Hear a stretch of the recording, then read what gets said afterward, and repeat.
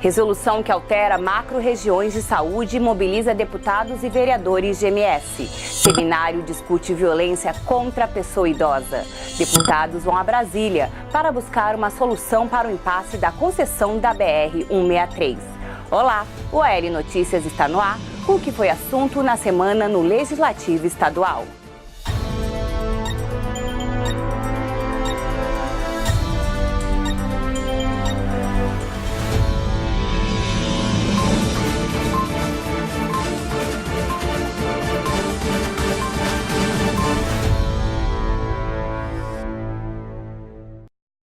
A possibilidade de um novo reajuste nos valores dos pedágios na BR-163 trouxe representantes do setor empresarial à Casa de Leis.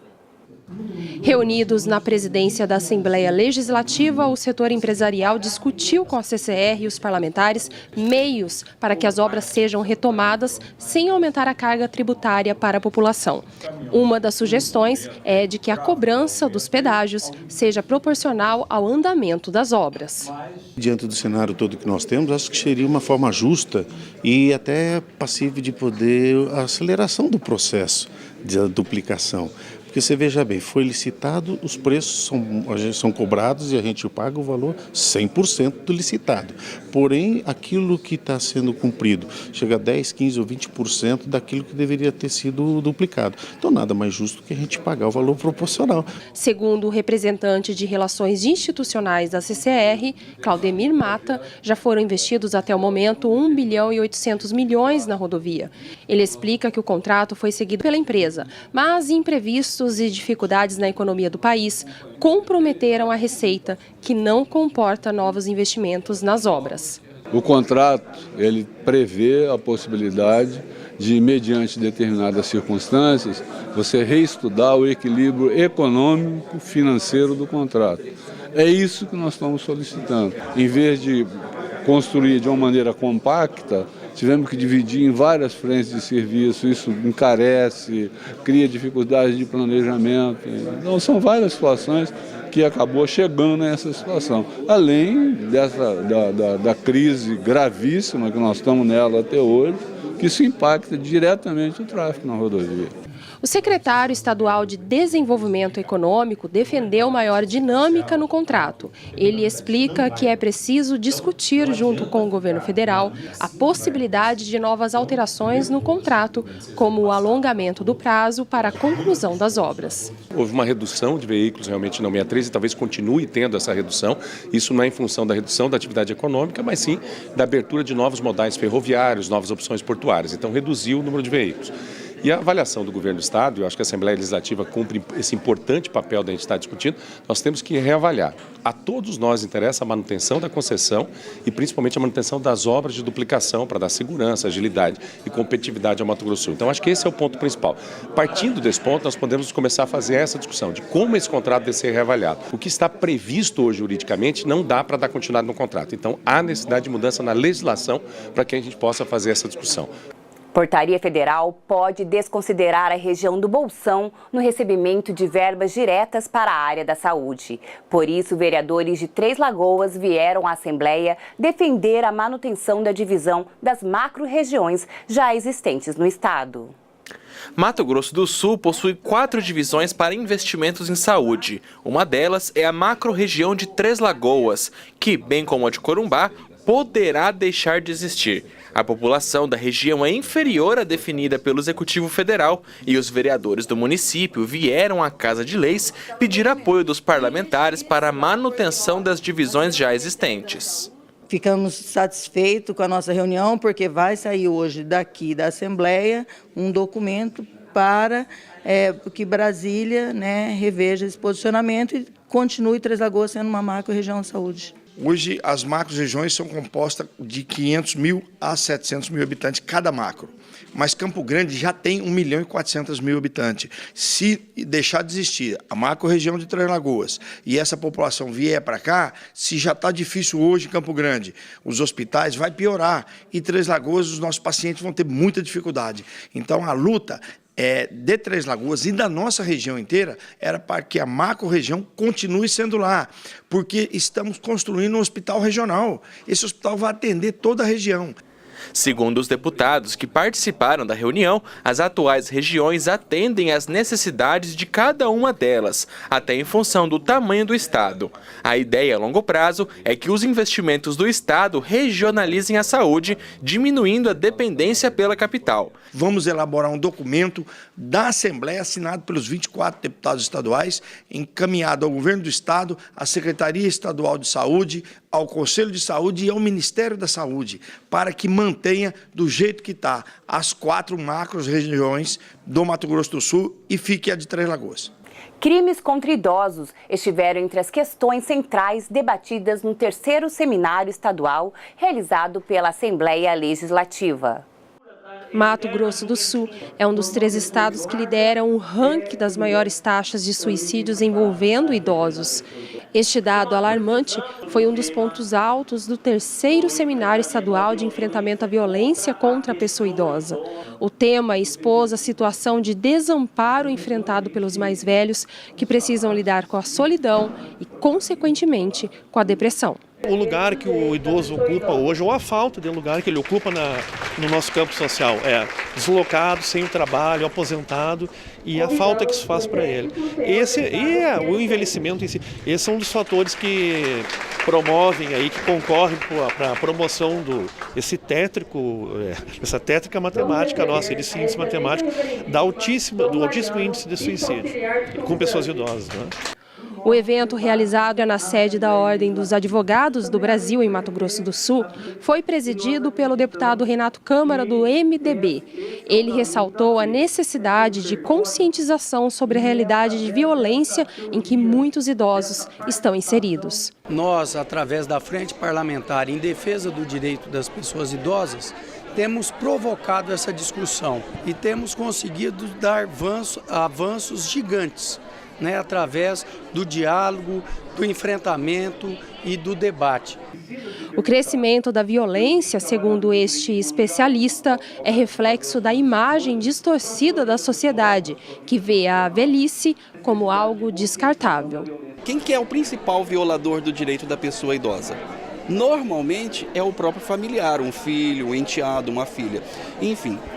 As pessoas, nessa sociedade que a gente vive, que é uma sociedade de exacerbação do novo, do belo e do jovem, o velho é tido como descartável. Se ele é tido como descartável, perde-se o respeito necessário para um ser humano. Então, esta é a base da violência, é o preconceito contra a pessoa idosa.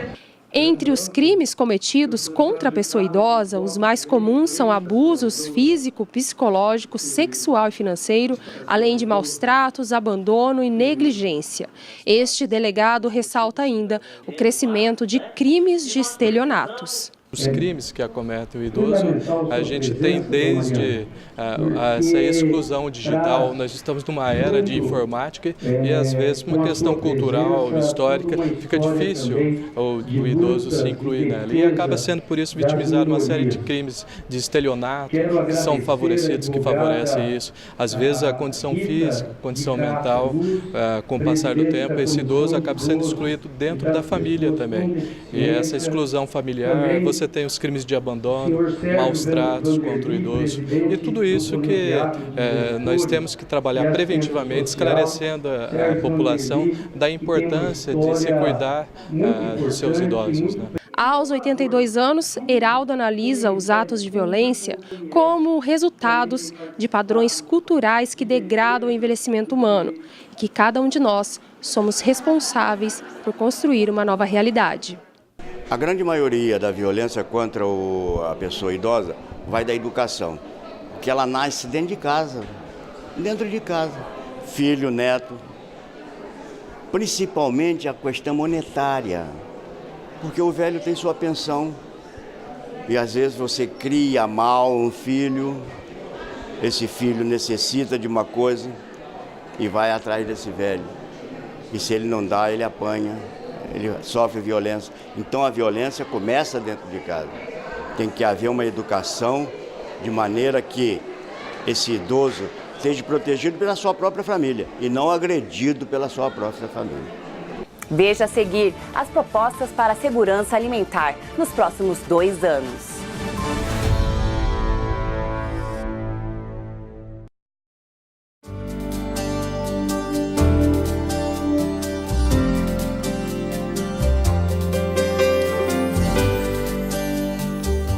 Eu venho ao Hemosul a cada 3 meses.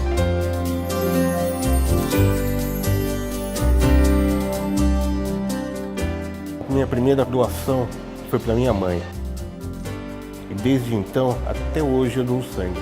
Eu tenho muito, mas muito orgulho de ser doador assíduo. Você, quando doa sangue, você doa uma parte de você. E quando eu sento nessa cadeira, eu sinto que eu ajudo o próximo.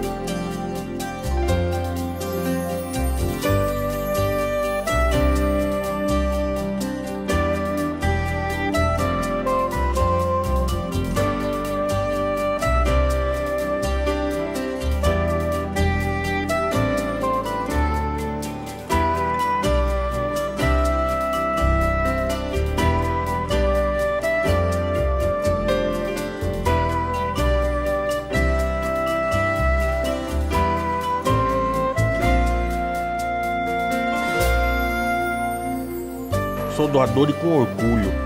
5 carteiras de doações. Olha, coisa linda. Todos nós podemos ajudar a salvar vidas. Faça a sua parte. Vem para o Hemosul. Ei, você está convidada. Isso mesmo, você. Você também está convidado. As audiências públicas da Assembleia Legislativa são abertas a todos os cidadãos. Nos últimos 3 anos, foram mais de 100 audiências e mais de 10 mil pessoas participaram das decisões de interesse coletivo. E você, está esperando o quê? Decidir participar é decidir o próprio futuro. Acompanhe a agenda das audiências públicas e dê sugestões. Assembleia Legislativa de Mato Grosso do Sul.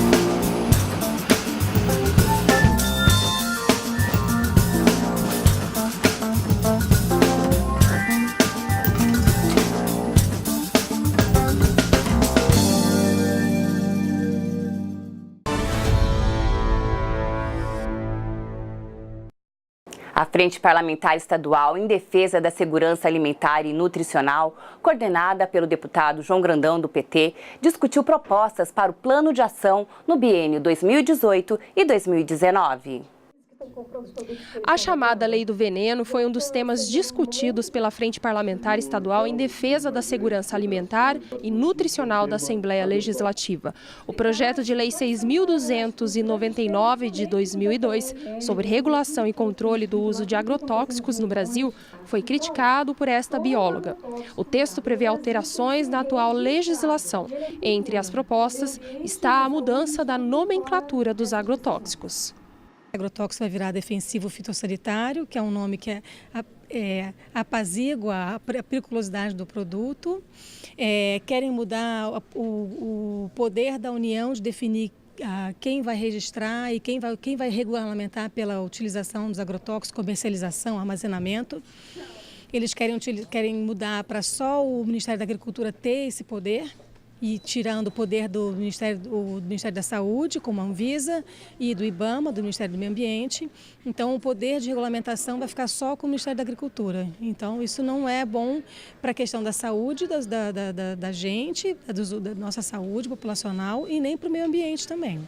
A frente também discutiu a minuta do regimento que pretende direcionar os trabalhos da Frente Parlamentar, que é coordenada pelo deputado João Grandão, do PT. Estamos tirando aqui um estatuto, na verdade, uma forma do estatuto, mas é uma norma que nós vamos ter, com calendário de reunião, com assunto a ser debatido, discutir efetivamente um projeto, né, para colocar na casa, baseado no que está saindo aqui da Frente Parlamentar em relação à questão nutricional, envolver mais, né, a universidade, envolver mais vários entes nessa questão. Então eu tenho uma certeza absoluta de que essa reunião não só foi produtiva, como ela deu um debate extremamente importante. Os participantes da reunião também discutiram os reflexos da obesidade no Brasil. Segundo esta nutricionista, a população está pagando caro pelos maus hábitos.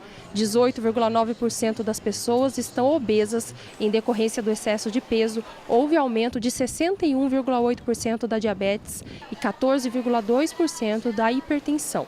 Em contrapartida, também cresce o número de pessoas que estão buscando hábitos mais saudáveis. Na própria praça, nos próprios parques, que tem pessoas estão preocupadas mais com a atividade física, né, que também é um fator protetor. A gente percebe assim, em restaurantes as pessoas comendo de uma forma mais saudável, com mais hortaliças no prato. Por outro lado, tem aquelas pessoas que não têm essa consciência ainda. Começou a funcionar nessa semana o painel eletrônico que registra a presença dos deputados estaduais na Assembleia Legislativa. O sistema de biometria serve também para a votação dos projetos, assim como ocorre no Congresso Nacional. Ao custo de R$ 275 mil, o menor obtido por meio de licitação, o painel é mais uma forma que a população tem para acompanhar e fiscalizar o trabalho dos parlamentares sul-mato-grossenses. Vamos buscar, dentro da licitação aberta, à luz do dia, a melhor empresa e o custo mais acessível para que a gente pudesse instalar. E eu acho que é um avanço para a Assembleia Legislativa, porque você efetivamente confere a presença dos parlamentares na chegada, na votação, para que ele possa efetivamente prestar serviço, prestar o dever dele com o cidadão que o elegeu. Para que todos tenham acesso mais firme, mais forte, as informações sejam mais claras, né, as votações, as informações todas aqui, e nós ficamos felizes com essa instalação aqui, porque isso é dar mais transparência, é dar mais resposta à sociedade de Mato Grosso do Sul. O painel indica os votos, quais deputados compareceram no início da sessão e no momento das votações, e o total de votos colhidos. Cada deputado vota por meio de um terminal eletrônico que exige leitura da impressão digital antes e após o voto. A população, ela, quando elege o seu parlamentar, deve também acompanhar o trabalho dele, sabendo quais são as suas posições nas votações das matérias, também fiscalizando, né, a atuação dos parlamentares, se eles estão presentes na sessão, se eles estão atuando, apresentando as proposições. Então, este painel vai facilitar essa fiscalização que é legítima, justa, democrática por parte da sociedade. Na semana que passou, começaram a tramitar na Casa 7 projetos de lei. Entre eles, o que pretende mudar a data de início da licença maternidade. Apresentado pela deputada Mara Caseiro, do PSDB, o projeto que altera o início da vigência da licença maternidade quer dar um fôlego às famílias que tiveram complicações pós-parto. Com isso, essa licença só tem início após tanto mãe como bebê estiverem em casa. Nós temos crianças que nascem muitas vezes prematuras e que às vezes têm que ficar por muito tempo ainda no hospital até atingir, né, um grau de condições para poder ter a sua alta. Então, exatamente para isso é que a gente está entrando com esse parágrafo nessa lei, que já é uma lei estadual, para que a mãe também possa ter mais tempo com seu filho, né, principalmente as crianças que apresentam algum problema, ela precisa de uma atenção maior e por um tempo mais prolongado. banheiro família pode se tornar obrigatório em locais públicos e privados, com circulação superior a 300 pessoas por dia. O projeto de lei é de autoria do deputado Maurício Picarelli e, de acordo com a proposta, o local será destinado ao uso exclusivo de crianças com até 12 anos, acompanhadas de pais ou responsáveis. O banheiro família ele pode ser frequentado, segundo a lei, para homens e mulheres, famílias, pais, comprovadamente. Então, nós temos que nos preocupar com uma situação que pode constranger a família homoafetiva, que já é uma lei nacional e que nós temos que respeitar. Criamos essa lei justamente para que ela possa facilitar o acesso das pessoas com os seus filhos para ter o maior conforto dentro dos estabelecimentos. O deputado Enelvo Fellini, do PSDB, usou a tribuna para falar sobre as consequências da greve dos caminhoneiros, que ainda prejudica vários setores do estado. A preocupação do parlamentar refere-se a impactos que ainda perduram na cadeia produtiva de Mato Grosso do Sul. Ele citou como exemplo a produção de frangos no estado, que deixou de receber por alguns dias ração enriquecida para crescimento dos animais. O animal que recebeu aquela má ração na época, ele começa a ter consequência no desenvolvimento. Ele não adquiriu o peso adequado e fica com a saúde muito frágil. E hoje esse frango já está em fase de ser abatido, passando de 40 dias a muito abaixo do peso e com mortalidades muito elevada pela debilitação do animal. Ele ficou suscetível a morrer com muita facilidade pela desnutrição que ele recebeu. Então está dando prejuízo muito grande ao próprio estado, às empresas integradoras, ao produtor rural e, consequentemente, aos trabalhadores que cuidam desses lotes de frango. Por quê? Porque eles ganham um percentual da renda do que produz o frango. Na ordem do dia foi aprovado o projeto que garante bonificação aos produtores que preservam o meio ambiente. De autoria do deputado Paulo Corrêa, a proposta prevê a criação do Programa Estadual de Pagamento de Serviços Ambientais. Produtores que preservarem o meio ambiente podem ser recompensados pelo trabalho. Quem preservar o meio ambiente merece um prêmio do Estado. E aí o Estado não é o Estado de Mato Grosso do Sul, é o Estado do Brasil que eu estou falando. Brasil, o Mato Grosso do Sul e a prefeitura onde tiver inserido essa propriedade. E eu acho que tem a ver com o imposto a pagar. Acho que tem que ter um desconto e mostrar que a pessoa é ambientalmente responsável. Então, se ele é ambientalmente responsável, ele está cuidando da água, que não é só para ele, é para todos nós. A Assembleia Legislativa realizou sessão solene em homenagem ao Dia Estadual da Cultura. Personalidades e entidades que contribuíram para a valorização da cultura receberam a medalha Maria da Glória Sarrosa. 26 artistas foram homenageados e se emocionaram ao lembrar da história e da contribuição de Maria da Glória Sarrosa para a cultura sul-mato-grossense. A compositora e escritora Lenilde Ramos abriu a solenidade cantando o hino de Mato Grosso do Sul, acompanhada pelo som da harpa, tocada por Fábio Caida. Para Lenilde, um momento de gratidão a tudo que Glorinha, como preferia ser chamada, representou para ela. Eu tive uma convivência assim muito rica com a Glorinha, tanto profissional, aprendi com ela a produzir eventos, né? Aprendi com ela a dar valor para o trabalho da cultura, né? Como ato artístico, cultural e como mercado de trabalho também. A Glorinha me apresentou assim todo o universo do Manuel de Barros. Depois eu fiz amizade com o Manuel de Barros por conta da Glorinha Sarrosa. Então uma pessoa assim que me colocou no universo artístico e cultural. Precursora da cultura no estado, Glorinha ficou famosa pela sensibilidade que tinha em reconhecer futuros artistas e incentivar a educação. Uma pessoa que escreveu a base da história cultural desse estado. A Glorinha, ela está impregnada em tudo aquilo que é relacionado à arte, à cultura e a memória de Mato Grosso do Sul. O superintendente estadual de cultura falou sobre os avanços do setor no estado. Nós tivemos, no final do ano passado, né, inclusive aqui na Assembleia, com a colaboração de todos os deputados que entenderam todo esse processo, a aprovação da lei do Sistema Estadual de Cultura, né, e também do Plano Estadual de Cultura.